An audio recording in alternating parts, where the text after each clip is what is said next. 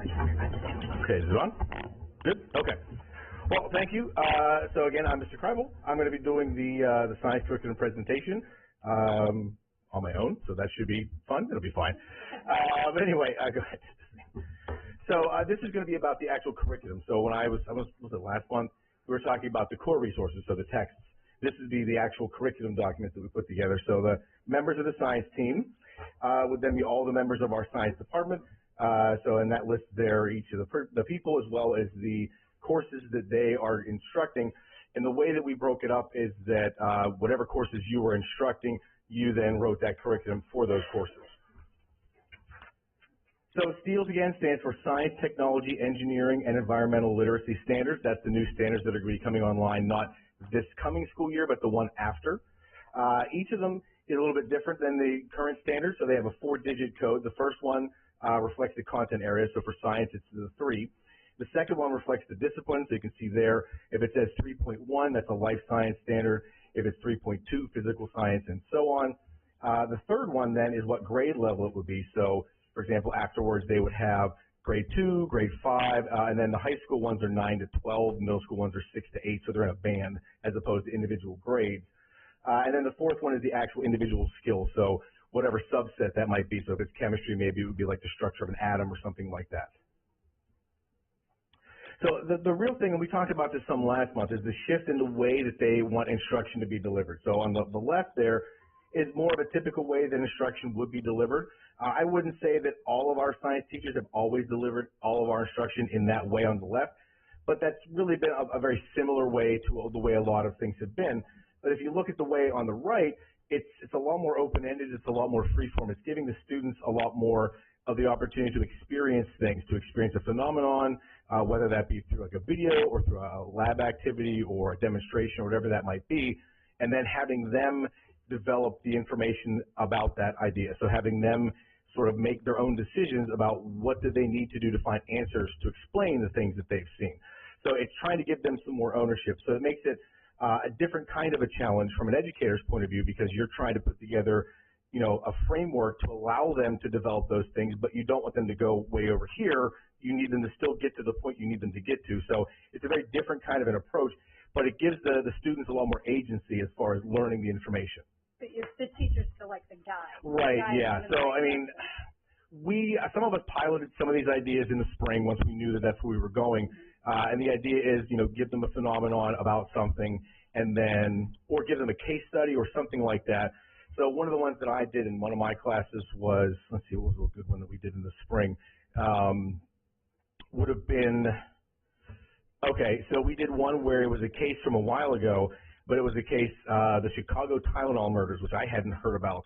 But that's actually one that's going to be in our new core resources.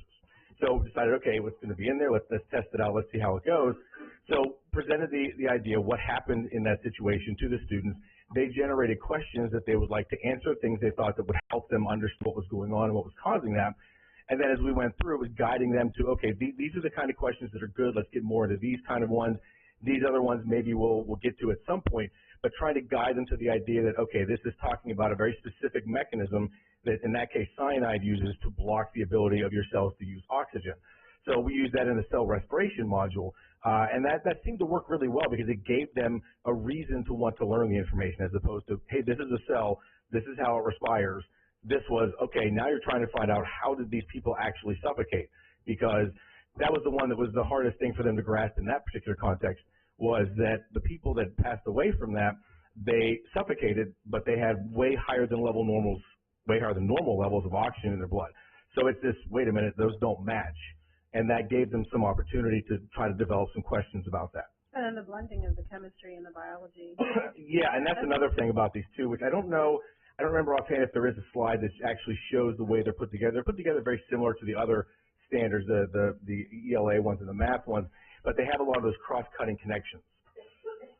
Oh, okay, so we have those there. So we have cross-cutting concepts that are in there. So that's essentially what I'm talking about. It looks a little different when you see them in the actual standards document, but it's the same idea where you've got the core ideas on the right, and then you have these different concepts on the left that cross through all of those, and then you have these different practices that are involved in science or engineering that are things that you want students to be able to do. So in the context of, let's say, physical science, you're going to come across all of those cross-cutting concepts in some way that are going to be crossing through. Maybe you can pull in some of the other disciplines as well. And then you're also trying to help them to develop those things in the center, because that's really the goal of the new standards, is not just to get them more information, but to get them to have a better understanding of the scientific process.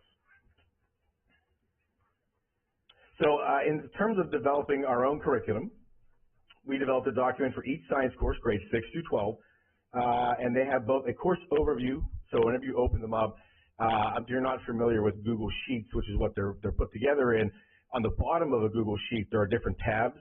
So the first tab on the left is the course overview sheet, which is a broad overview of what are the units in the course. And then each individual tab after that is each unit, what are the specific standards, what are the specific core ideas, cross-cutting concepts that we're trying to address in those units. And then they incorporate all of those things in each course. So I think the next two, yeah, so there's an example of one from physical science. So in this case, and the reason they're organized in the units that they are is because the state doesn't give us units to put them into. Once we identified the core resources that we felt we wanted to recommend, then we went through and used those as, okay, this is the organizational framework in terms of an order, and then we went through and applied those. So, for example, this is an overview of physical science. So this shows you the anticipated duration, which standards it's covering, and then those are all just copied from the state new STEEL standards. So they're big ideas, essential questions, and a summary of the content that will be in each individual unit.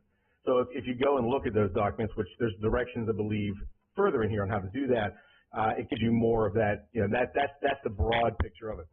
And then this is one from biology. So this is an individual unit, and this one says, okay, in this particular unit, in the new resources that we're going to be using, that will be chapters 1 and 2. We're estimating right now. Again, we haven't done it yet, so it's just an estimation. It's going to be about that many class periods.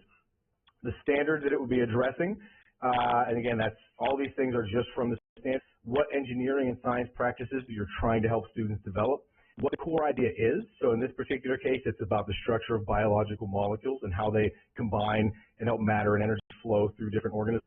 It has the cross-cutting concept, one that would cross between all different disciplines, and then the particular vocabulary that the state identified that they'd like the students to be familiar with for that particular unit. So if you want to see all the curriculum documents, there's a link there to do that, the QR code. Dan would have a better, I've seen it. I can look really quick. I'm sorry. That's not very professional at all. But if you know me, I'm not often all that professional. Okay, hang on a second there. Wait a minute. Well, nope, that's the wrong email. I've got it here. I know. Give you. Okay, it's in here. So the steps would be, you would go to the district website, then go to administration, then curriculum and instruction, and then to science, and then science curriculum resources. So those would be the little clicks to follow to find all of those. So again, this is the course sequence that was presented to you before. So 6th, 7th, and 8th are still just individual grades, but they have a little bit more of a focus in one area or another. And then the high school courses, again, has been presented before. That's the progression through there. And again, that progression allows us to cover all of these standards with all of our students, which is something that we needed to make sure that we did going forward. So the next steps that we would have is that, so while we have those documents, and that took, a lot of time. Again, we had that collaboration period this year, identifying the core resources, but then putting all that together obviously takes some time. We've begun the process of fleshing out day-to-day what that looks like. As far as I know, all of the different courses that were completed have at least a month and a half fleshed out, like day-to-day, this is what this is going to look like. But that's something that we know is going to take time. So one of the things that we're going to be continuing to work on is actually filling those things out, completing the environmental science one, which was not quite completed by the end of the year. That particular individual had more courses than the rest of us to do, so it just took a little bit longer. And then, like we said, the new standards aren't officially online this year. They're officially online next year.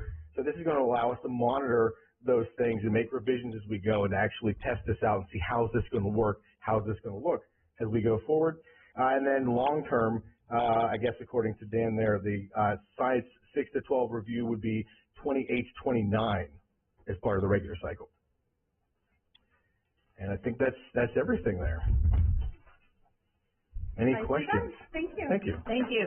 Please A big thank you to everyone who was part of it. I know what a huge undertaking that is, so thank you so much. Yeah, absolutely. Thank you for giving us the time. Thanks. Thanks. Good job. Oh, sure. Oh. Never mind. Oh, okay. Should I leave this on or turn it off? You can leave it on. No, okay. Thanks. Thank you. Next on the agenda is the scholastic discussion. I'm going to turn this over to Mrs. Fry because this was her topic of concern. Thank you. So I wanted to open up the floor for the school board and for the school district to have an open discussion about scholastic.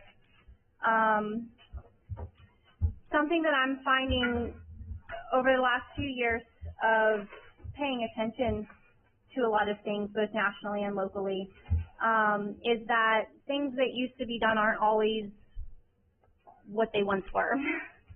They change. Scholastic is one of them. And so I wanted to open up the discussion about finding an alternative if there is one for Scholastic. I myself have found only one that is an option. Originally I thought there were two. Brave Books I reached out to, and they advised that they do not any longer offer a book fair option, and they refer you to Skytree. So Skytree so far is the one that I'm finding that is an alternative to Scholastic. What I mean by Scholastic isn't quite what it once was, is it has shifted drastically politically, both with gender theory and the racial talk that they have. One of the things that I came across is in August of 2020, there were about 6 million first through sixth graders that got an article in their weekly Scholastic News Review classroom. Their pamphlet that's handed out in a classroom setting. And it was called Demanding Justice as a Result of George Floyd's Death.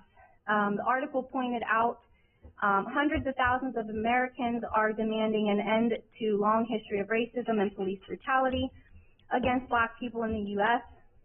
He, George Floyd, died after being pinned to the ground by a white police officer.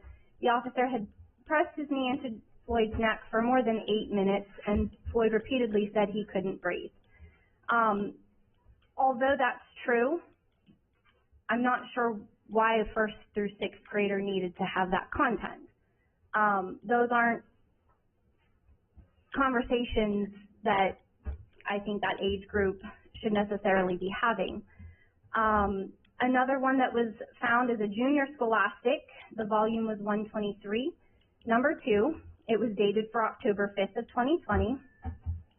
The article was titled Racial Justice, Rethinking America's Police. The big read in the magazine was called, is what it was called. Additionally, there was a website provided to view a video at justice.scholastic.com to learn more about systemic racism in the United States and how we can help to eliminate it. That one was provided to, I cannot remember the age group, and I apologize, I did not write it down. I believe it was middle school ages. Anyways, so they're directing these students to go to websites to learn more about this particular topic. On a side note, it says, as you read, think about how does racism in law enforcement affect people in the United States. In the same article, there's a graph. This segment is titled U.S. Police Killings. The graph shows the number of people shot and killed by police in the U.S. since 2015. The total number of deaths is higher for white people. However, Black people make up less than 13% of the U.S. population, while white people account for about 80%. That means the rate at which Black people are killed is about 2.5 times the rate for white people. However, this magazine leaves out other statistics that show that in September of 2020, before this article was even written for these students to read, We knew that in 2019, Black people accounted for 77.9% of violent incidents, excluding the simple assaults, and that was from the Bureau of Justice statistics. I just don't like the trend of getting these younger kids thinking about these topics.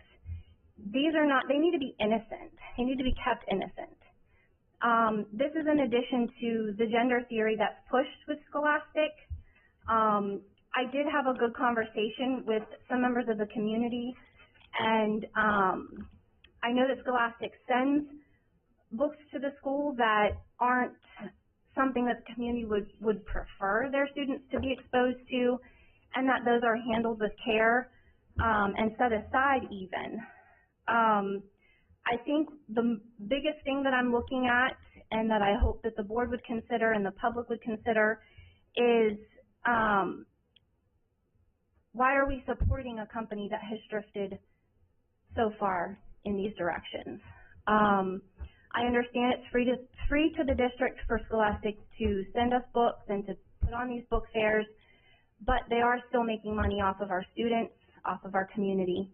And I personally struggle with that. So I wanted to open up the floor to present what I have found and open up the conversation so that we can have an open discussion about what can we do from here. Are there any changes we can make? Are there any alternatives we can look into, and go from there? So that's what I have. Just for clarity before anybody else Sure. says anything, are you talking only about book fairs, or are you talking about, is your suggestion to consider getting Scholastic completely out of the district? It would be Scholastic as a whole. I just wanted to be clear. Sure. Anyone Sure. have any other questions or input? Monique, the one that you found that was comparable, is how similar are they, or different, or? They're fairly similar, but they do have differences. Let me pull up what I'm we just did going to find. suggest, before we get like real deep in this conversation, I feel like we're kind of having this discussion in a vacuum, because the two questions that immediately pop to my mind are, number one, how are our district and our teachers actually using Scholastic? If they are, Right. in addition to the book fairs. And the second question being, would Skytree serve their needs in a similar fashion? Right. We wouldn't know that. They would need time to look at Skytree to develop. My suggestion would be, before we get way far into this conversation, that we ask the administration to get with the teachers and have them provide us back, be part of the discussion. Right. Because I don't want to handicap our teachers. If Right. there's something they're using this for in a way that isn't like we're seeing it used in other places. Sure. I've said this before, and I'll continue to say it. I really couldn't care less what other districts are doing. For me, it's all about how we're using it. I know I've talked to several parents who had concerns about Scholastic book fairs, and then when they were actually participating with Scholastic book fairs, they said it wasn't anything like they thought it was going to be. They're going to be pushing certain books. Sure. The Scholastic has definitely heard the message, right? Because they've now said, you as a district, tell us what you want us to send, and that's what we'll send. Sure. You know, so I think that, in my estimation, I don't know what anybody else thinks, I think it would not only be good, I think it is essential to have our teaching staff and our administration be part of the conversation, and I feel like we can't really do that right now. Also, the Skytree, is there information that they could provide to us at the same time that, you know, that our educators can look at as well? Right. While we're making this decision, and they are making this decision, that they can compare. Right. You know, if you have that information, or you can get that information for us, I think that's going to be very valuable. Sure. So I shared with the board the link to the Skytree pamphlet that had some information on it. And they do have some similarities to the Scholastic, like they offer similar like you have the Scholastic dollars, and then you have Scholastic dollars. You also could have the Skytree dollars.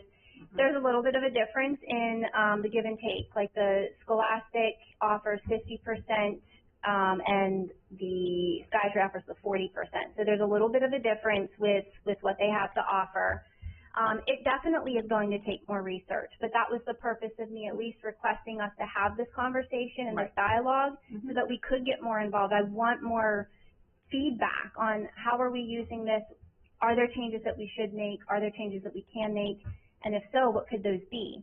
I know I have a concern with not just right here and right now, but we won't always have the same teachers. We won't always have the same staff members that may feel that they need to protect our children from that. And that's not to slight any teacher or administration who doesn't think the same way I do or any of you.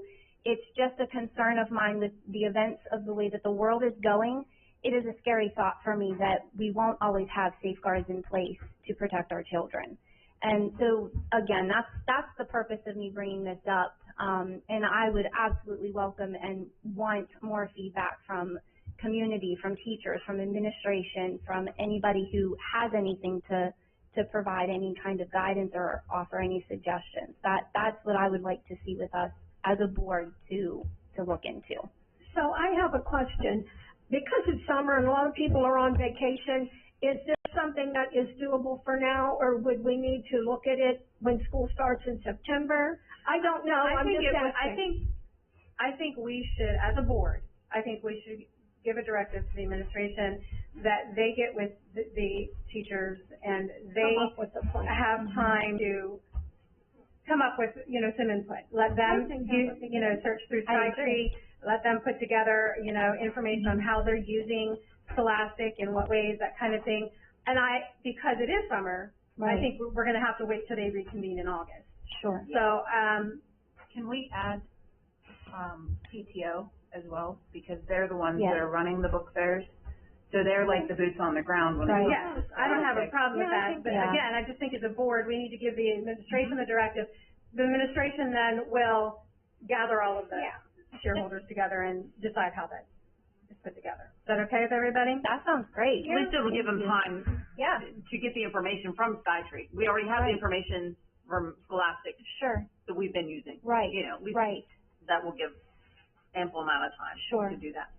Sure. It does look good. I looked at that and it does look like a good offering, but I think I'm not the one doing it every day. So. Exactly. I know one of the differences too was Skytree's books are limited. They don't have quite as much to offer as Skytree, but I mean, how many over the 200 books? Skytree offers around 200 books. How many over the 200 book limit are even books that we would want in the district? So I think that's something to weigh in as well, and that's more classics. Right. My teacher's heart. So, okay. Thank that's you. Where we are with that.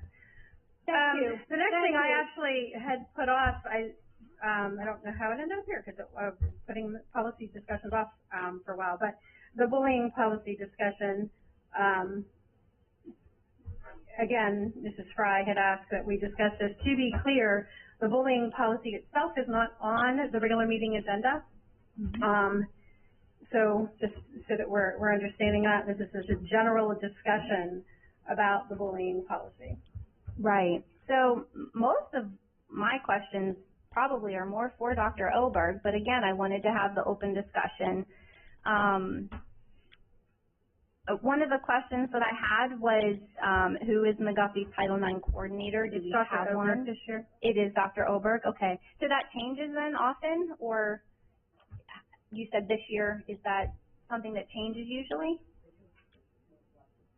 Yeah, it doesn't typically. I just know that because the person it was gone, Dr. Oberg took it over. Gotcha. Thank you. I don't know beyond that. Okay.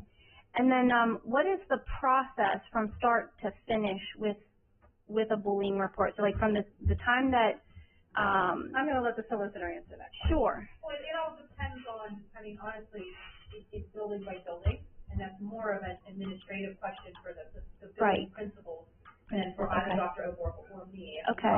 Policy, of course, but bullying is handled a little bit differently in elementary than it would be Right. Because of the nature of the children. Okay. So I think that's a question that might be better to be addressed by the building administrator. But in general, it would begin with a conversation, correct? Always begins with a conversation. And again, keeping in mind that typically for our standard protocol in every building is if a parent has a concern, they go to the teacher. If it's not satisfied, they go to the building principal. If that doesn't satisfy it, then they go to the superintendent. Right. And there is an actual form that they can fill out, the complaint form, which at your request, we moved to a more high-level trafficked area on the website. And I do know that we're not getting forms. It's not like people are filling out those forms, and they're being ignored. That's not happening. And so, just to keep that in mind. It is. That's true. Right.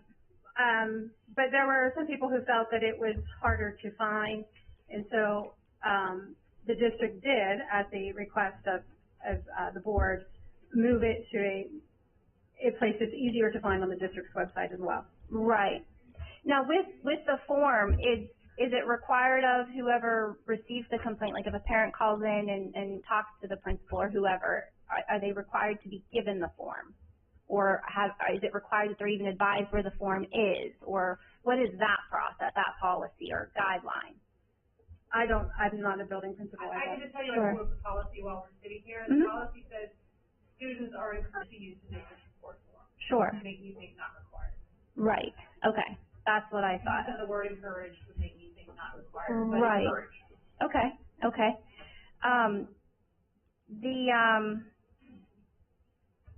Do we know when the last time the bullying incident report was provided to the board? That's part of our annual safety report, which Chief Szyminski usually gives to the board, actually about this time of year.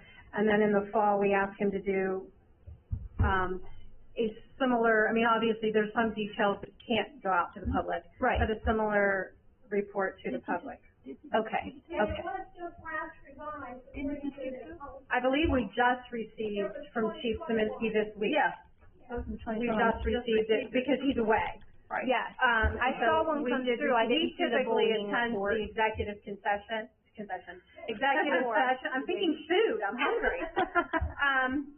He normally attends the executive session and does a presentation, but he's away. Gotcha. This month. So. Right. And then we would typically ask him to come back, either next month or the month after and do something, during the committee meeting for the public. Okay. It appears, Monique, I was looking at the policy, and it says, shall review this policy every 3 years. It was Correct. last revised in August of 2021, so it should be coming up. Right. It is, and that's what I've said Revision. before. There's certain, I think it's one of the things, is a word we need to kind of get to, but, there's a certain time of the year that it's brought up. Although I will say, and I know that Mrs. Seibert and Hardstar talked to us about this, making sure those revision dates are accurate, and updated, because sometimes, they're not always. So I wouldn't check into that. But there is a certain time, like we have them when they're on a calendar like that, they'll come up, they pick up, due for revision. Right. And that's when they come to the board. Right. But I will tell you, I'm having a hard time with this conversation in general, because I don't see this as a policy problem. A policy, and you can correct me if I'm wrong, but when we would start as a board looking at maybe making revisions to a policy, is if there is some indication that the policy itself is not working, meaning people are filling out the complaint form and someone drops the ball, or, something within that structure is not working. We're not getting people filling out the complaint form. That to me is not a policy issue, that's a procedural issue. Does that sound accurate? Sounds accurate. So Or policy-wise, the step list in the policy Right. that you need to add or take away. Right. So I would be asking to add something, but I know I talked to Dr. Oberg, and there were forms filled out last year that there were forms that had been filled out. Now, what happened with them, I don't know, I didn't investigate that, but there are things that are coming through or were. I meant currently, when I said. Sure. I'm not talking about last year, I'm talking about currently. Right.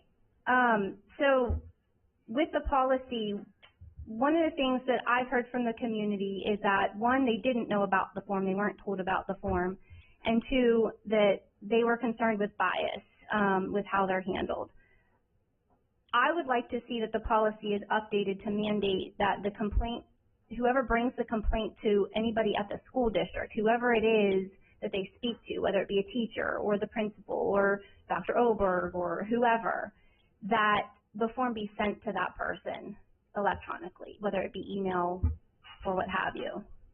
It can't be a teacher, that becomes collective bargaining issues. It has to go to the Title IX coordinator. If it's a Title IX complaint, it must go to the Title IX coordinator, that's Title IX, and that's required under Title IX regulations. If it's a general harassment or bullying complaint, it would generally go to the building principal, because they're the administrator responsible for that building.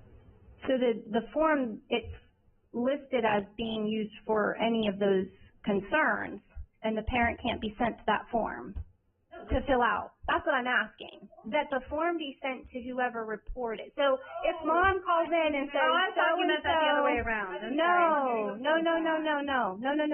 No. Whenever somebody calls in and says, hey, so-and-so has this problem, I want to talk to you about it.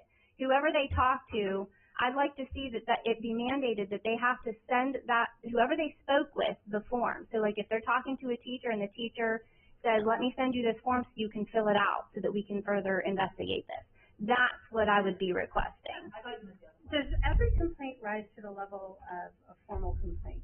No. Would be my only concern. And I will state it with respect to Title IX. Title IX is very clear that you can suggest that they file a formal complaint, but they don't have to. They're not required to. Right. They're suggesting fill out this form, but I'm going to send it to you for convenience. Because the form is used not just for Title IX. It's being used for bullying, harassment, I understand that. I cyberbullying. understand what you're saying. It's Mhm. just that when you fill out a formal complaint, that in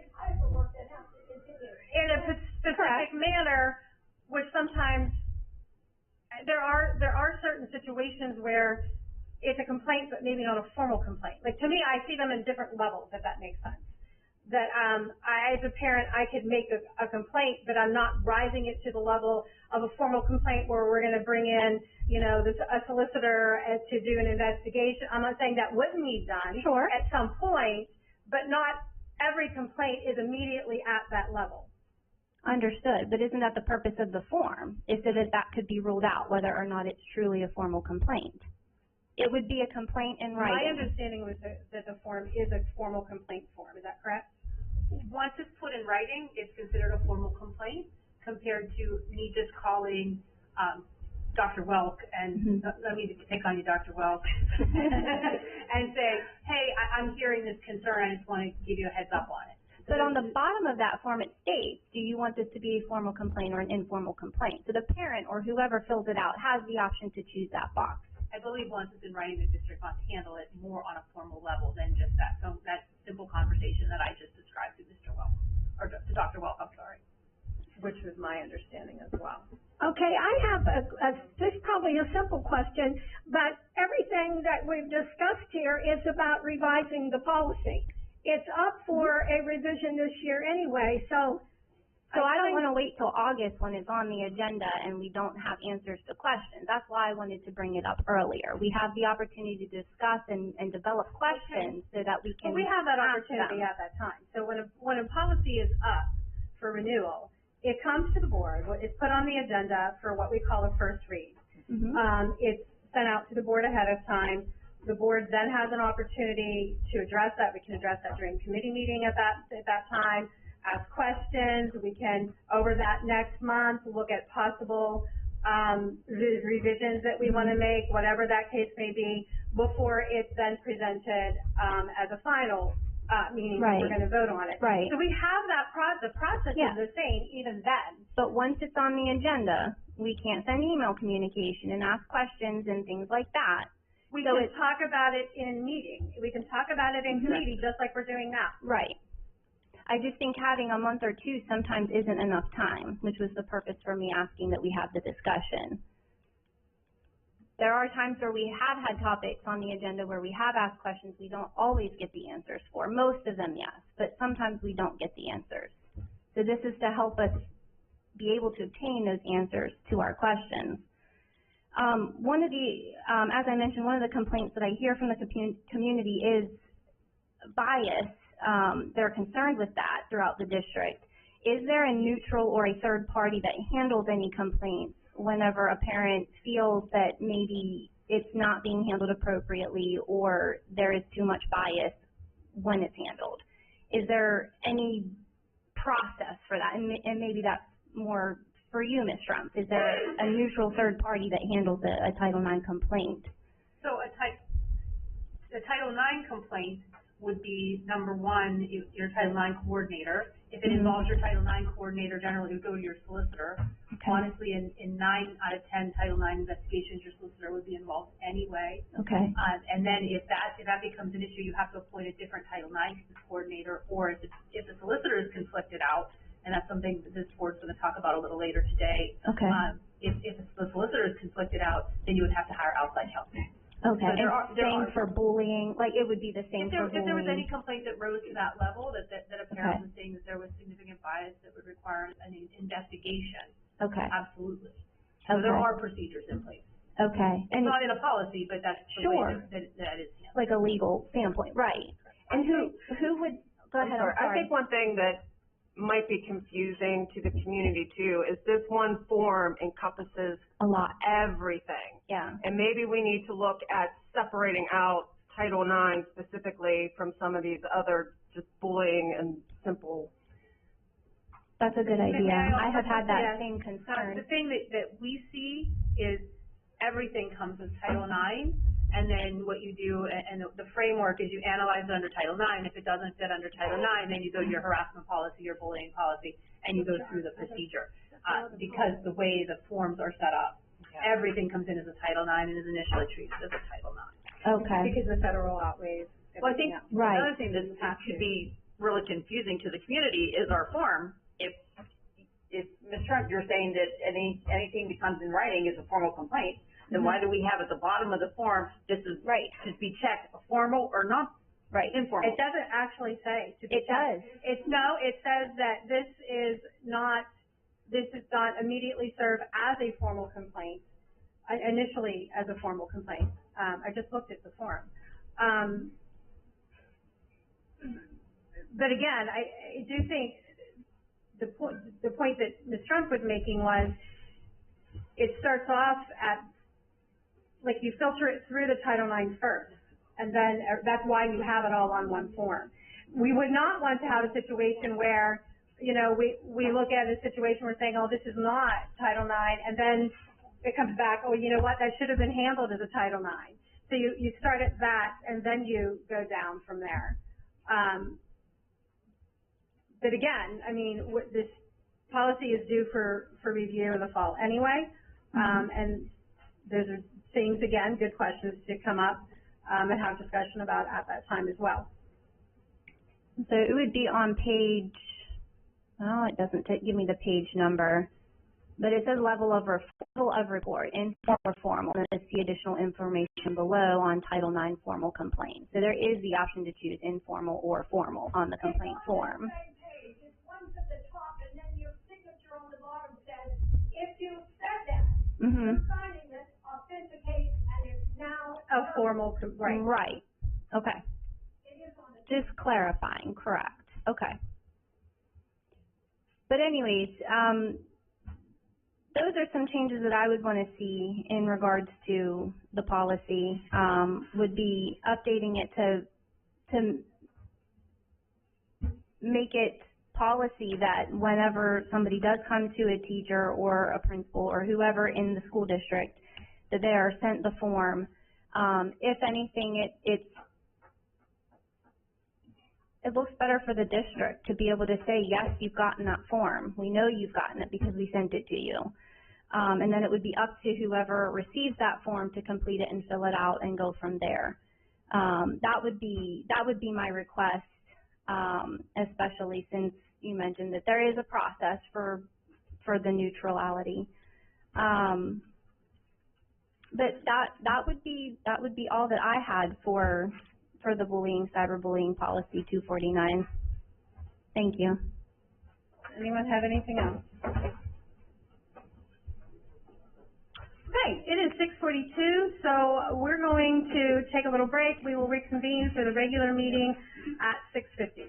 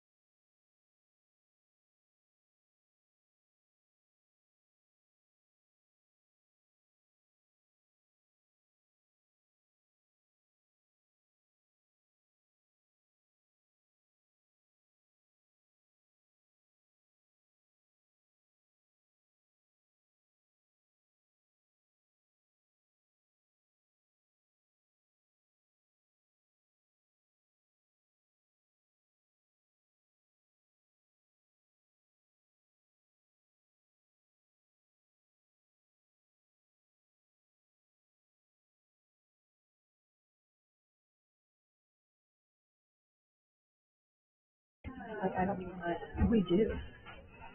Thank you. I'm calling to order the regularly scheduled board meeting for June 20th, 2024 at 6:50 p.m. Roll call, please.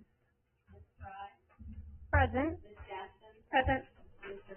Present. Here. Here. Here. Here. Before we do our pledge, Mr. Ed Shingle from Dutchford Christian Church is here. He's going to lead us in prayer for anybody who would like to participate. Dear Lord, we thank you for this day. We thank you for this country, the free country that we live in, Lord, and we thank you for all the many lives that have been lost over the years preserving that freedom. We thank you, Lord, for this board that's willing to put in the time to see to the needs of the school. Lord, we know that for this country to remain free, we need strong homes and strong schools. And we ask that you'll help each and every person to seek out your guidance and make good decisions. In Jesus' name we pray. Amen. Thank you. Please rise for the pledge. I pledge allegiance to the flag of the United States of America and to the republic for which it stands, one nation under God, indivisible, with liberty and justice for all.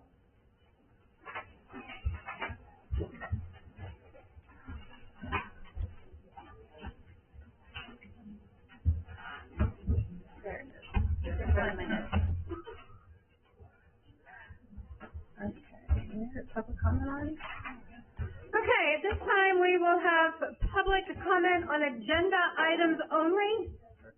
Madam President, we have two individuals listed for speaking on public agenda items. The first is Vicki Group of South Franklin Township. When you come up, please remember to give your name, your township or area, and the agenda item about which you are speaking. Hello, my name is Vicki Group, and I'm from South Franklin. Just wanted to, first of all, thank you. I've been wanting to come up for years, and I'm not real good at speaking in public, so I'm going to try to make it quick. I do appreciate all that you folks do, and I